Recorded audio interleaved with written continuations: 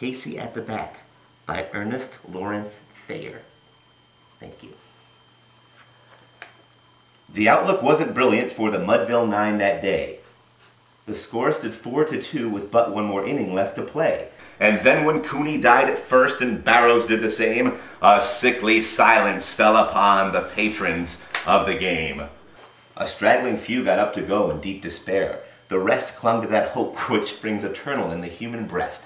They thought, if only Casey could get a whack at that, we'd put up even money now with Casey at the bat. But Flynn preceded Casey, as did also Jimmy Blake, and the former was a loo-loo, and the latter was a cake. So upon that stricken multitude grim melancholy sat, for there seemed but little chance of Casey's getting to the bat.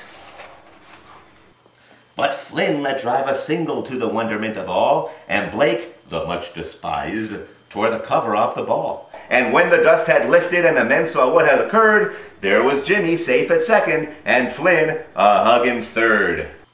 Then from 5,000 throats and more there rose a lusty yell. It rumbled in the valley and it rattled in the dell. It knocked upon the mountain and recoiled upon the flat. For Casey, mighty Casey, was advancing to the bat. There was ease in Casey's manner as he stepped into his place. There was pride in Casey's bearing, and a smile on Casey's face. And when responding to the cheers he lightly doffed his hat, no stranger in the crowd could doubt 'twas Casey at the bat. 10,000 eyes were on him as he rubbed his hands with dirt. 5,000 tongues applauded as he wiped them on his shirt. Then while the writhing pitcher ground the ball into his hip, defiance gleamed in Casey's eye, a sneer curled Casey's lip. And now the leather-covered sphere came hurtling through the air, and Casey stood a-watching it in haughty grandeur there. Close by the sturdy batsman the ball unheeded sped. "That ain't my style," said Casey.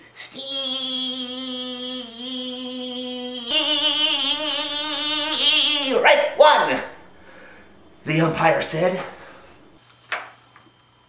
From the benches, black with people, there went up a muffled roar, like the beating of a storm wave on a stern and distant shore.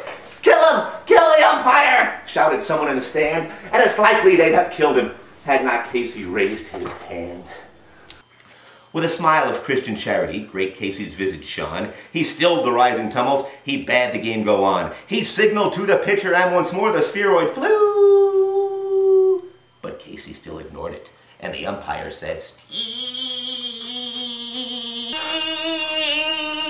"Right two." "Fraud!" cried the man in thousands, and echo answered fraud. But when scornful look from Casey and the audience was awed, they saw his face grow stern and cold. They saw his muscles strain. They knew that Casey would not let that ball go by again. The sneer is gone from Casey's lip. His teeth are clenched in hate. He pounds with cruel violence his bat upon the plate.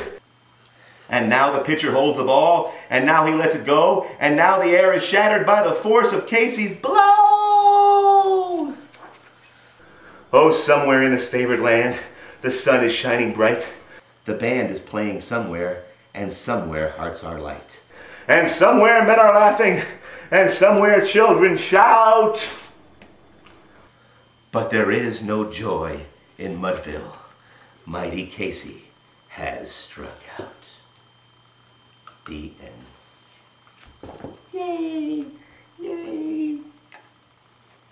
Go Mudville, go! Go Mudville, go!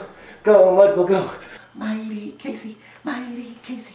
Go, go, go Mudville, go! Go, go, go Mudville, go! Mighty Casey, mighty Casey, mighty Casey!